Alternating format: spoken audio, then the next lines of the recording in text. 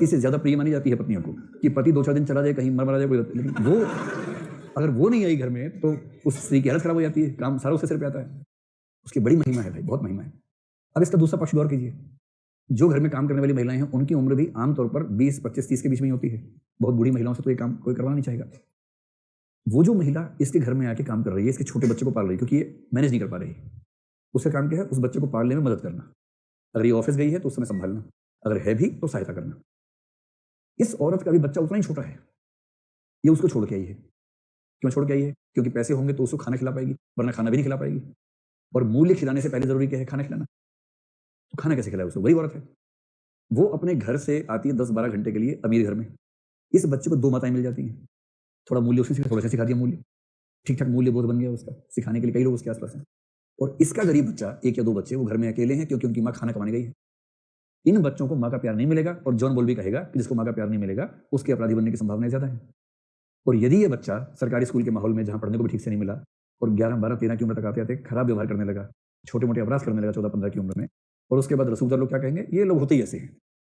उनकी मोटी बुद्धि में ये नहीं समाएगा कि इस व्यक्ति के ऐसा बनने में सबसे बड़ी भूमिका इसकी है कि इसको इसकी मां नहीं मिली और अमीर बच्चे को 2 माताएं मिली थी परवरिश के समय। ये बात जिस व्यक्ति ने सिखाई वो सीबी मैकफरसन है, और उसने कहा कि अपना विकास करने की शक्ति खत्म हो जाती है गरीब वर्ग की, क्योंकि अमीर वर्ग उनसे उनका परिवार भी छीन लेता है और अपने विकास में उनके परिवार को भी झोंक देता है। तो जब कभी आप सुने कि जघन्य अपराधों में गरीबों की, दलितों की, अल्पसंख्यकों की भागीदारी ज्यादा है, इसकी वजह समझिए। ये मामला बाई चॉइस नहीं होता है, इसके पीछे की परिस्थितियां कैसे काम करती हैं समाज को समझने के लिए बहुत जरूरी है। तो खैर, प्रभाव सर्वाधिक है, और आप कह सकते हैं कि जीवन भर ये प्रभाव, मतलब मोटी सी बात है कि जो मूल्य 6 साल तक बन गए, लगभग पूरा जीवन व्यक्तित्व वैसा ही रहता है। उसमें छोटे मोटे चेंजेस आए तो आए, बहुत बड़ा चेंज आने की संभावना नहीं होती है। लिख पाएंगे 150 शब्दों में? अच्छा, ठीक है। अब दूसरा हिस्सा ले लीजिए कि शिक्षा संस्था की भूमिका क्या है। जी, उठ के बोलो जोर से, बुलंद आवाज में।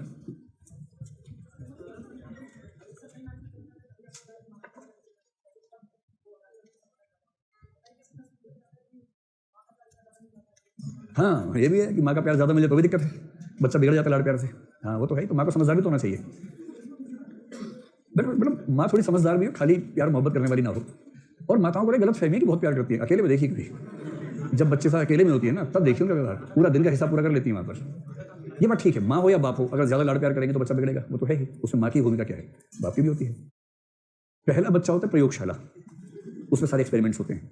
सेकंड वाले पे अभ्यास हो चुका होता है, तो सेकंड वाले में ठीक से परवरिश होती है। और बाई चांस तीसरा हो तो वो प्यार मोहब्बत का अतिरिक्त हो जाता है उसके ऊपर। इसलिए आप देखेंगे अगर 3 हैं तो पहले वाला जवानी में बूढ़ा हो जाता है, और तीसरा बूढ़ा होता ही नहीं कभी, वो चंचल ही रहता है। तो कई लोग मानते हैं कि पहला बच्चा जो है वो प्रयोगों की बलि चढ़ जाता है। आप में से कितने लोग पहले बच्चे अपने पेरेंट्स के? हाँ, मतलब मेरी सारी संवेदनाएं आपके साथ हैं। सारे प्रयोग आपके ऊपर ही होंगे, एक्सपेरिमेंट्स आपके ऊपर, और आपको अक्सर लगता होगा कि छोटे वाला ज़्यादा फायदे में रहा है ना। वो ये सही बात है, ये मजाक नहीं है, सच में ऐसा होता है। जी, आप भी वही हैं, नंबर 1 वाले हैं। और सबसे छोटे कितने हैं आप में से? हाँ, आप ही की वजह से बड़े बच्चे दुखी हैं सारे के सारे। सारा प्यार मोहब्बत आपने छीन लिया पेरेंट्स का। छोटों को मार ज्यादा नहीं लगती है, ऐसा नहीं है, वो बड़े वाला ही पिटता है ज्यादा। तो चलो ये हिसाब बाद में कर लेंगे कौन ज्यादा पिटा। अब दूसरे हिस्से पर आइए, शिक्षा संस्थाओं की भूमिका।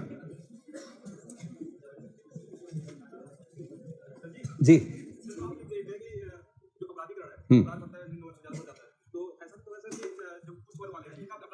उच्च वर्ग के अपराध दिखते नहीं है, दो वजहों से। नहीं समझो तो उच्च वर्ग एक तो आमतौर पर वैसे अपराध नहीं करता जैसे निम्न वर्ग करता है।